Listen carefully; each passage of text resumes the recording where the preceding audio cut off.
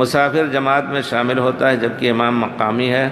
اور اس کے 2 یا 1 رکعت نکل چکی ہے تو مسافر کتنی رکعت پڑھے گا؟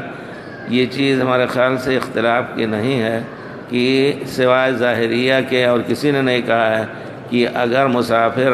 مقیم امام کے پیچھے پڑھ رہا ہے تو اسی امام ہی کی نماز پڑھنی ہوگی، کیونکہ انما جعل الامام لیؤتم بہ، امام بنایا ہی گیا ہے کہ اس کی اقتداء کی جائے، تو پوری نماز پڑھنی ہوگی۔ یعنی اگر 2-1 چھوٹ بھی گئی ہو، مسافر کو ظہر کی 2 رکعت پڑھنی ہے، 2 رکعت چھوٹ گئی، آیا صرف 2 رکعت امام کے ساتھ پایا، تو یہ نہ کہے کہ نہیں ہم 2 رکعت پا گئے سلام پھیر لے، نہیں،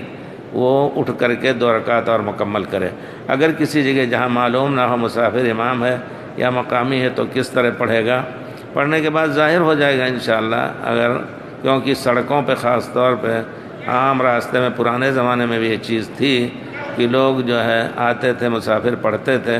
تو اگر پوچھ سکیں تو پوچھ لیجئے مقامی اگر ہیں، نہیں تو عام طور پہ مسافر ظاہر ہو جاتے ہیں کہ یہ لوگ مسافر ہیں۔ نماز عصر ظہر کی ہو یا 2 رکعت نکل چکی ہو تو ہمیں امام مقیم کے پیچھے مکمل کرنا ہے، اٹھ کر کے 2 رکعت اور۔ شیخ میں